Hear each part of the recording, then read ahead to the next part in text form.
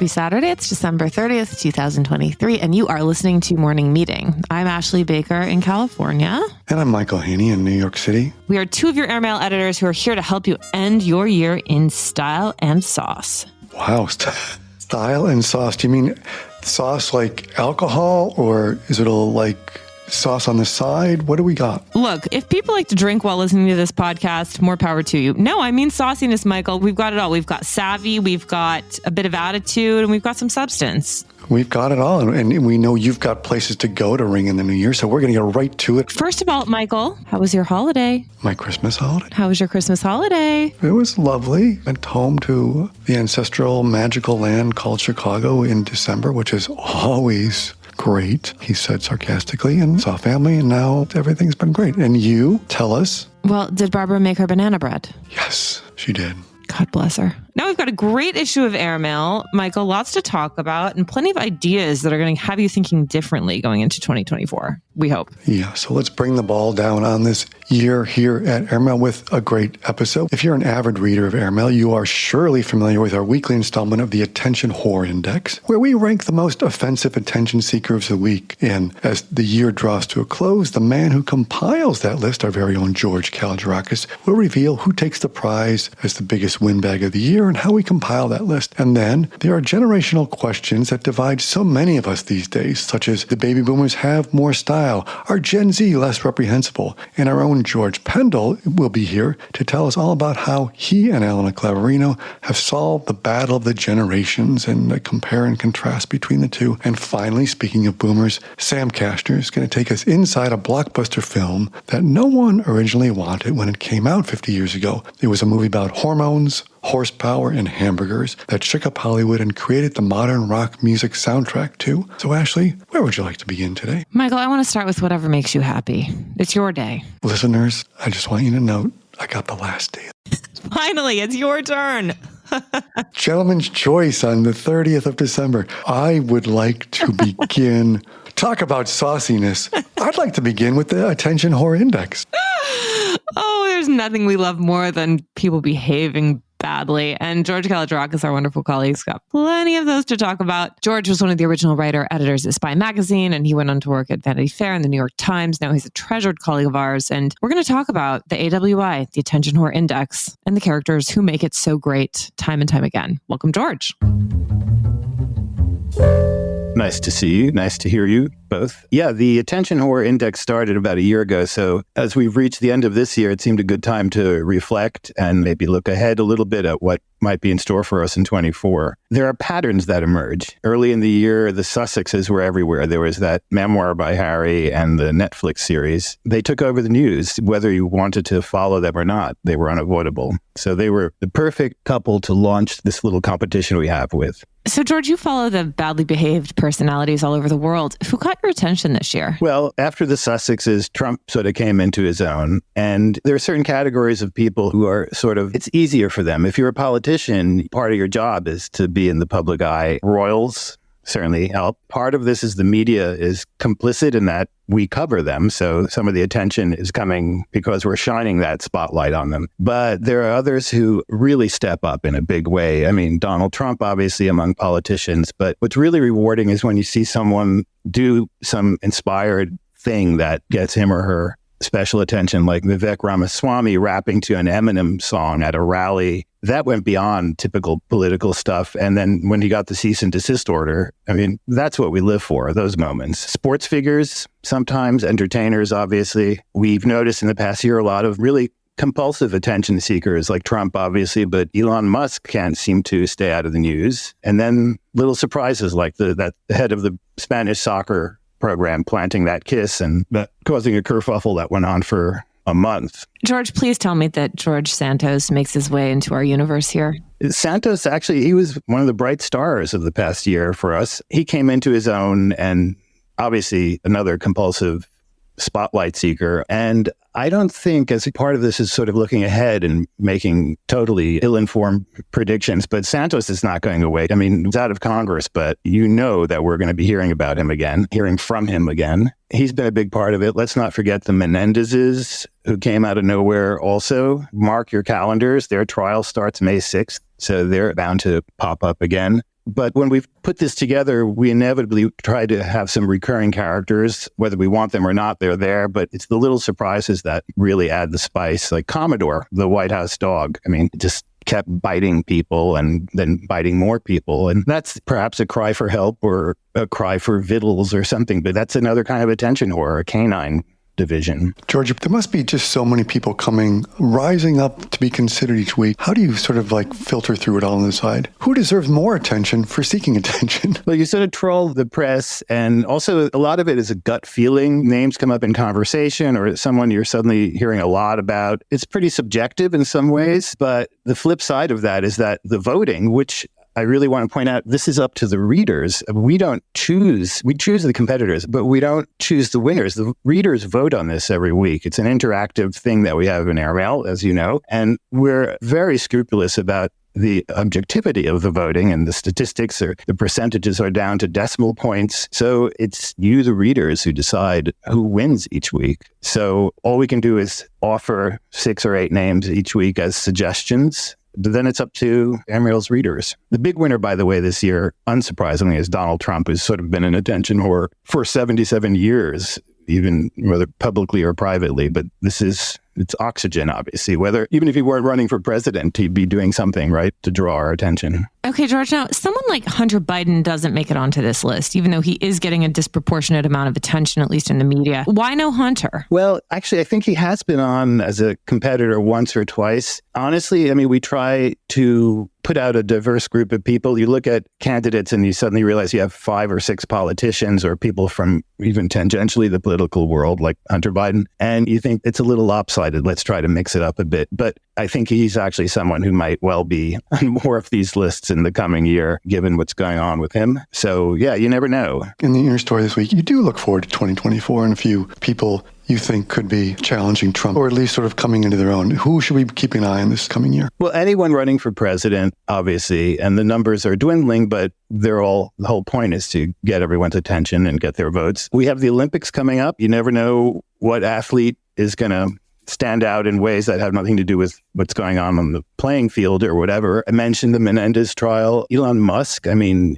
perennial. I don't think he's going to suddenly quiet down. He comments on everything. And as I said, George Santos probably will be back. You also mentioned Eric Adams as well. Oh, Eric Adams, that's right. He is New York City's mayor. He loves being out there day and night. Mostly nighttime, though. Mostly at night, yeah. Let's be clear. He loves being out there at night in nightclubs. He's not been accused of anything himself, but there's a lot of trouble brewing around him. And if that affects him, if he's drawn into that, he'll certainly be in the public eye. His approval ratings, it was just announced, also are incredibly low. I don't know what that means. Maybe that will bring out the best in him in terms of this competition. Desperate men do desperate things.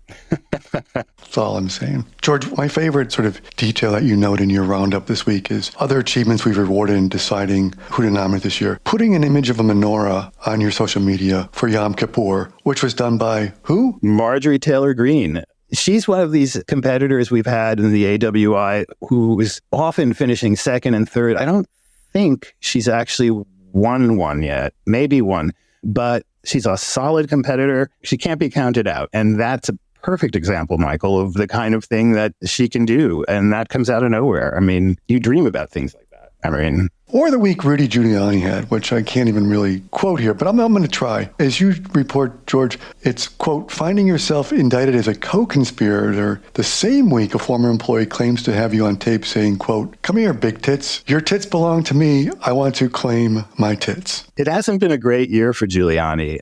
But it's been a great year for AWI with Giuliani, so it has been a great year. No, it's been fun, and people seem to be enjoying it and voting. We'd love to see more of that, because that's part of the fun, the interactive component. We've also had people write in and say, hey, how about so-and-so? And that's nice to hear as well, especially when you're already thinking of the person anyway. It's sort of confirmation that you're on the right track. Well, George, thank you so much for tracking these charlatans so we don't have to, and keeping us up to date on all of their movements. This is important journalism that you're doing, and we appreciate it. It is. I'm sure there's a Pulitzer in it for all of us, and it's fun. That's the whole point. So it's fun to talk to George, who, for listeners at home, here's a man who tracks the people who so want attention. And George, always such a quiet and reserved man, And maybe that's why it's sort of like, it's a binary star system. You guys keep it in balance with your own modesty and humility. Who else but to keep track of these megalomaniacs of ego? So, well, nice of you to say, Michael. Although I did think at one point that there's so much rampant attention seeking in the world these days, everywhere you look, that maybe we should be doing an index on the attention averse. That would be more rarefied, but maybe we'll start that eventually. Wouldn't be as much fun, though. Well, George, thanks so much. We wish you a great 2024 as well. Same to you both. Always a pleasure. Take care. Thanks, George. Thank you, George. Okay, Michael, we have a lot to look forward to in 2024. I can't wait to see what George Santos is up to next, besides recording ridiculous cameos. Yeah, well, we got a lot to look forward to. And I think Donald Trump, Iowa caucuses are right around the horizon. So buckle up for that. Don't remind me. Glad I live over here, Michael. Just saying. Well, speaking of reprehensible behavior and generational conflict, we've got George Pendle coming by, as we said, to tell us about how baby boomers 2024 represents the year those born in 1964 turned 60, and those people are the last year of the baby boomers, officially the last ones ending out, and means they're right on the heels of Gen Z. And there's always been this conflict between baby boomers and Gen Z. Look, we've even gotten into the fray among the Airmail staff. We've got some of the Gen Zers weighing in against the last gen baby boomers. And we're going to talk about the difference between those two groups. George Pendle is here to navigate that territory. George is one of our treasured colleagues and editor-at-large at Airmail, and boy, are we glad to talk to him now. Welcome, George. Hello. So, George, it turns out that the last wave of baby boomers is finally hitting the big 6-0. I can't decide if that makes me feel young or old. Where does it leave you? Well, I'm not entirely sure myself. I'm a cusp baby between Gen X and millennial. And so I'm still clinging on to my youth. So the boomers may be moving into retirement, but it's got nothing to do with me. That's what I'm saying. You're going to be working forever, George. Keep going. Yes, exactly. The only problem is that Gen Z and now Generation Alpha, as your most recent piece discussed, there are more generations popping up every day. So that doesn't really help me very much. Doesn't help my state of mind. Well, one thing's for sure, generational divides are as strong as ever, which is something you explore in the issue this week with an intriguing comparison between the boomers and Gen Z. What do you think are the main points of contention there? What we have are the boomers think that Gen Z are feckless crybabies, and Gen Z think boomers are lame with retrograde opinions and out of touch with the modern world. And it seems like an incompatible kind of clash. There's no way that these two can somehow work together, yet there's a sudden paradox involved. If you look in our piece where we try and work out the aesthetic of the boomers, boomers think of outer space. At the time in the late 70s, outer space was still very much a thing. There was the space age kind of was left over from the 60s. It was still very much there. There was a look towards the future. Whereas Gen Z, if you look for an aesthetic, it's very much hashtag old money. So they're looking to the past. And so what you have are the boomers looking towards the future. And now they're in the future and they don't particularly like it. While Gen Z find the past lame, but they're constantly looking towards it for kind of aesthetic validation. So while they're both distinct kind of aesthetics and both distinct generations, I think they have more in common than you might think. I think you've just explained the coastal grandma phenomenon to us. I'm not familiar with that. Could you explain? It's probably for the best. Let's talk about the specifics. So the boomers, when it comes to let's say an alternative news source, the boomers used to read Spy Magazine. What did Gen Z look to? So TikTok, I think that's the alternative news source, or in fact, probably the primary news source of Gen Z. I think there's something about, whereas Spy Magazine had a very interesting tone of a satire of ripping apart the mainstream news sources, TikTok doesn't so much do that as just provide something entirely different. Its format dictates its tone. So it's all about short blasts of information, as opposed to Spy Magazine, which really continued very much the alternative, the news source of a magazine of a typical way, but the content was very different. So I think that's format versus content is something which really differentiates the two. Okay, and what about fashion? How did these people dress? Well, again, I think there's this kind of funny paradox between the two in that the 70s was very much glam. It was very much luxury. You have somebody like Halston, which was cutting edge fashion in New York. The idea of new things coming out every year was very much part of the generation's aesthetic. Whereas Gen Z, I think, while there are designers like Sandy Liang or other sorts, they're kind of looking to the past. There's vintage. Vintage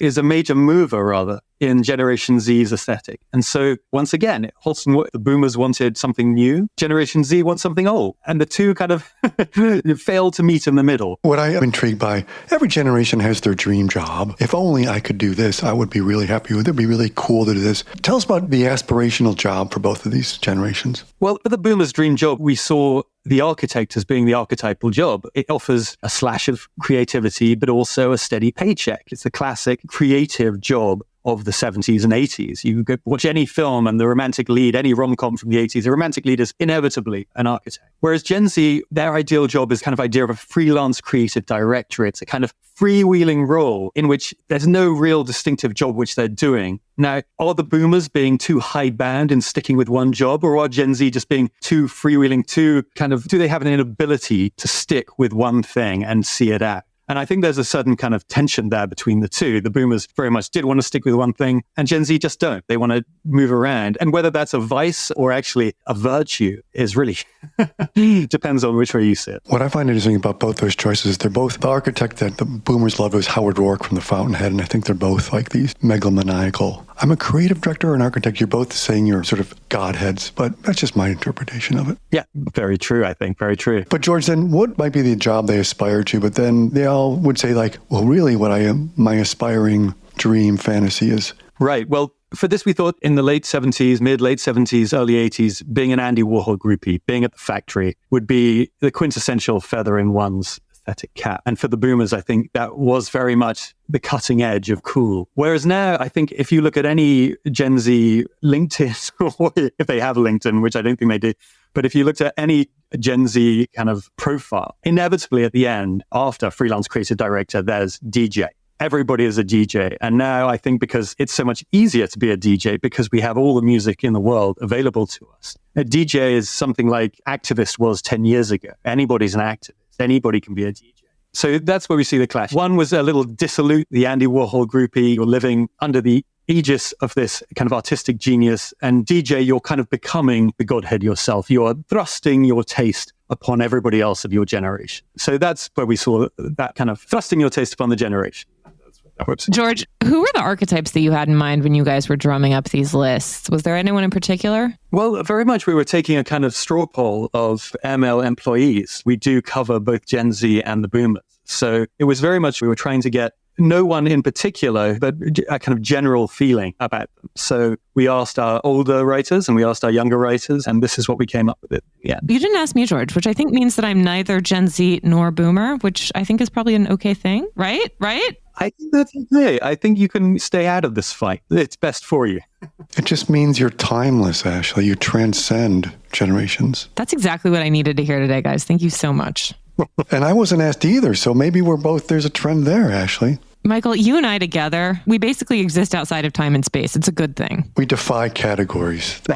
Or something. George, thank you so much for having us. Love this story. Love talking to you as always. Thank you. Thanks so much, George.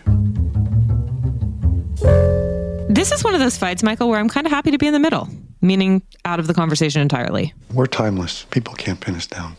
Like a fine wine. Speaking of boomers, we've got Sam Kashner here with a look at a classic film that in many ways is one of the defining movies of boomers. It is American Graffiti. Yeah, it's like after this episode, I think we just need to lock ourselves in a screening room and not reemerge until 2025. Sam is a writer at large for Airmail. He used to be a contributing editor at Vanity Fair, and he's the co-author or author of several books, including Sinatraland, a novel, and Life Isn't Everything. Mike Nichols is remembered by 150 of his closest friends. Welcome, Sam. Thank you very much. Hello, beloved colleagues. We're talking about one of the great movies that I still remember seeing in the theater, not to date myself. It's called American Graffiti, which had its 50th anniversary this year. And who better to talk about than Sam, right? Oh, I love that. Yeah, American Graffiti. That's right. Let's talk about, as you sort of begin your story, this is a movie that nobody wanted, even though it comes to us now as a legendary, the brainchild of George Lucas intersecting with Francis Ford Coppola, all these guys very young, crazy screenings. Just tell us how this film came to be and how we have it now 50 years later. Yes.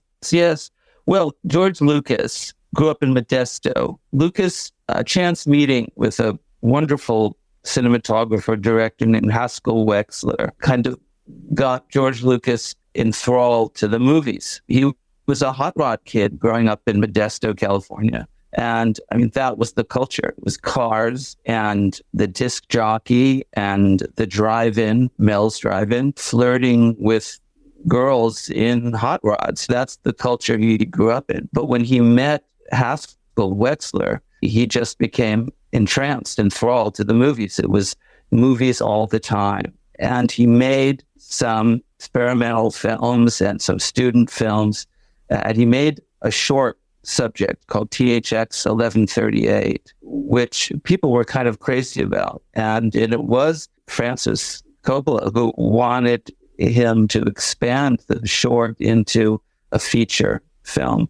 He did that. It's a very strange... Do you know the movie, THX 1138? Oh, yes, of course. But maybe for our listeners, you want to... Yeah, well, it's kind of a sort of a science fiction tone poem. It has a certain kind of legendary status now, but it was a great box office failure. And the movies that George Lucas was getting offered, he really called sort of movie albums. He was being offered Hair and Tommy, and that's not the kind of movies he wanted to make. And so he and his wife, film editor named Marcia Griffin, they just sort of had it with Hollywood. And they decided with their last $2,000, they were going to get a Eurail pass, go to Europe, follow the racing circuit, and the hell with Hollywood. But before they left, Coppola almost kind of double dared George Lucas to write a movie kind of with heart, with a plot, which THX 1138 wasn't known for. And in fact, he kind of famously sort of said to himself, well, you want a movie with heart? I'll give you heart, pal. And he really came up with what was essentially, in a way, an autobiographical film, a sort of film memoir of that sort of dating car culture that he grew up with. And also that sort of perilous time in one's life between adolescence and adulthood. The film itself is set on the last day of summer, the end of high school, with two of the main characters heading off to college, and the others kind of going nowhere fast. And the movie almost didn't get made, as you say, because the studios were very suspicious of it. They just thought it wasn't a story, that it was essentially 41 music videos. Actually, he wanted 81 songs in the film. He held on to about 40 or so. But something very fortuitous was happening, which was Francis Coppola, who had met the Warner's lot while Lucas was on a Warner's fellowship. Lucas was lucky enough to have befriended Coppola, who was just finishing The Godfather. And the word was this was a monumental achievement. It was going to be a huge success. And he sort of lobbied for the movie to get made. And so it would commence. But without Coppola, I don't think it would have happened. As you detail in your story, George writes this 15-page treatment saga of the lowriders. No one wants to do it, but then he's all of a sudden has the most powerful man on the studio lot basically advocating for him. But there's two things, as you sort of touched on, that also make this movie so amazing in hindsight. One is he cast basically unknowns, except for Ron Howard. And then the music, the soundtrack. This is really the movie that sort of sets the stage for every other movie that we've known in the last 50 years using current rock and roll songs fed into it. So let's talk about the casting for a moment, as well as in all the music that he lays into this story. Sure. Well, I mean, it's true. That was the other sort of, I guess, problem for the Suits, is that where are the movie stars? And they were unknown. Ron Howard was still in that kind of perilous time where he had been Opie on the Andy Griffith show and Mayberry RFD, but he didn't look like that anymore. And he was a teenager, a young man. And so he was in that sort of perilous category of the child actor who was no longer a child. And Cindy Williams, who would go on to sitcom fame, but she also was unknown. Suzanne Somers was, I think, 19. And she was cast as, and this is also a sign of the times, the blonde in the Thunderbird. I mean, it sort of says that in the script. And in fact, when she asked for the script, her agent said, oh, you don't need the script. All you do is mouth the words, I love you, behind your Thunderbird car window. And Richard Dreyfuss, who would eventually win an Oscar for The Goodbye Girl, I think, he was in the film. Candy Clark, who was a young Zoli model out of Texas, I think. She was also an unknown. And curiously enough, Harrison Ford, who was the oldest member of the cast. He was 30 years old. But he was closer in age probably to Lucas than to any of the kids. And he almost wasn't in the film because he was on a kind of retainer from, I think, Columbia and Universal, and he was getting like $150 or $250 a week. And he was offered $100 for graffiti, $100 a week.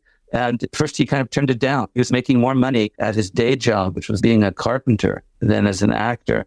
And he almost didn't make it. They found enough wiggle room in the budget for to pay him like $500 a week or something. And so he did it. So let's talk then about the music and how that plays a part in why this film is so beloved, really, right? Yeah, well, absolutely. I mean, rock around the clock too. I mean, for Lucas and his cronies and friends growing up in California, it wasn't the Beatles or the British Invasion that kind of did it for them. It was the Beach Boys. Modesto was very kind of flat, dry. It was Dick Dale. It was surfing music. The thing I thought was so interesting is that when Lucas was writing the film, he said he kind of wrote the scenes and the set pieces to the music. So, and I thought that was kind of unique and sort of interesting. And then there's the mystical element of the disc jockey, the kind of pretend invisible friend of the moody teenager. And in Lucas's case, it was Wolfman Jack. Do you remember Wolfman Jack? Yes, Sam. I'm old enough to remember Wolfman Jack. Are you? Well, I feel no one remembers poor Wolfman Jack, but he was amazing. He had this voice. He's a character in a kind of like a Wizard of Oz character in American Graffiti. And he has this voice. This is ravaged by years of cigarette smoking and Jack Daniels. And I even remember that even on the East Coast, the myths around him that he was so notorious that he was broadcasting from the Bates Psycho House, or he was hovering over Northern California in a plane so he couldn't be arrested by the FCC. So when in fact, he was just in a cramped little studio on Sunset Boulevard. But he did one kind of great thing, which also kind of reappears in the film. He introduced real American soul music to these white kids driving around in their cars. And that was extraordinary. And his, I think, great contribution into American cultural life. But he plays an important, almost mythical role in the film. So why do you think this film endures 50 years later?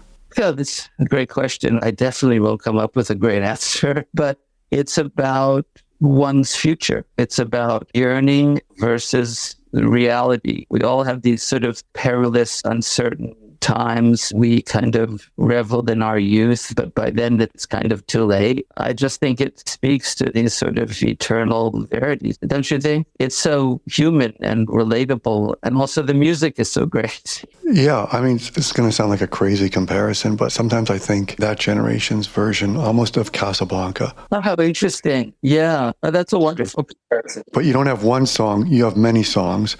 And it's just about separation, and you're never going to get together, and you're going to be looking back. And it was nostalgic. It was a movie that came out in the 70s, set in the 50s, but it was nostalgia about nostalgia. That's true, Michael. I mean, yeah. They both have that wistful feeling to them. Well, that's the other thing that makes this so kind of Pirandello-ish, I think, is that the movie itself, people who saw it when it first came out, itself became a kind of touchstone. Do you know what I mean? And so it's very resonant in that way. People remember the first time they saw that movie. So it's about their own nostalgia as well. Sam, it's a terrific story. Thank you.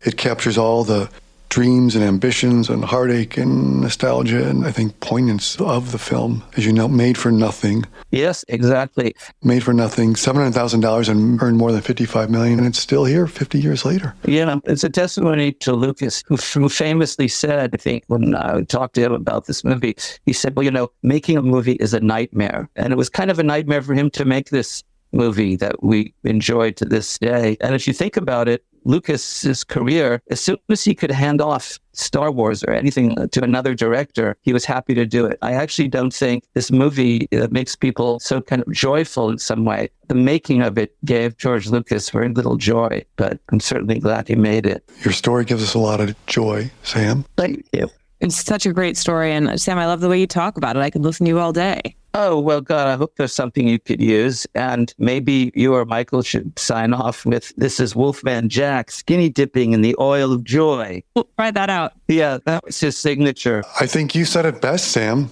Oh, I don't think so. All right, guys. Well, thank you for talking to me about it. I really appreciate it. Thanks, Sam.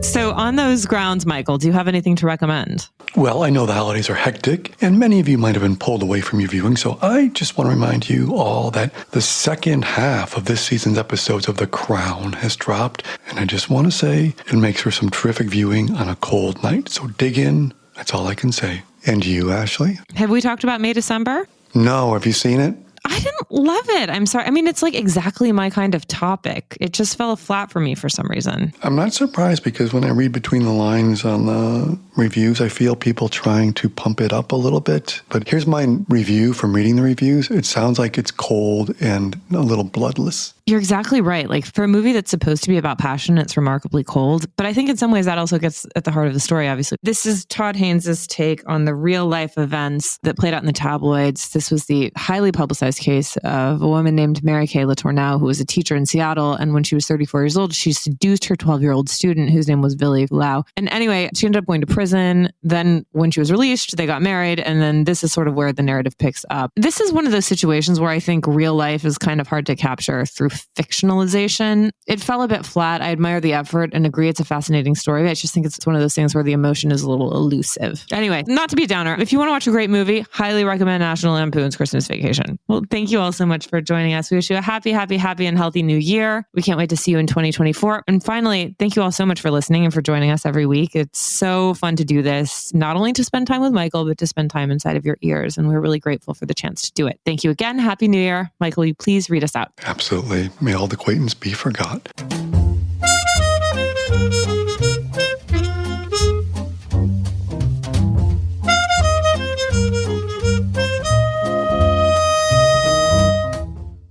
Morning Meeting is produced by Airplay Productions and edited by Jesse Keenan. Our co-editors are Graydon Carter and Alexander Stanley. Our Chief Operating Officer is Bill Keenan, and our deputy editors are Ashley Baker, Chris Garrett, Nathan King, Julie Vitale, and Ash Carter. Our CMO is Emily Davis, and our music supervisor is Randall Poster. Our theme music is The Cute Monster by the Buddy Collette Quintet. A new edition of Airmail is published every Saturday, so please subscribe and enjoy all of our stories on airmail.news, which we update every day. You can also find us on Twitter and Instagram at Airmail Weekly. We will be back here next Saturday with another edition of Morning Meeting, but in the meantime, be sure to subscribe at Spotify or Apple Music. But most of all, thank you again for joining us.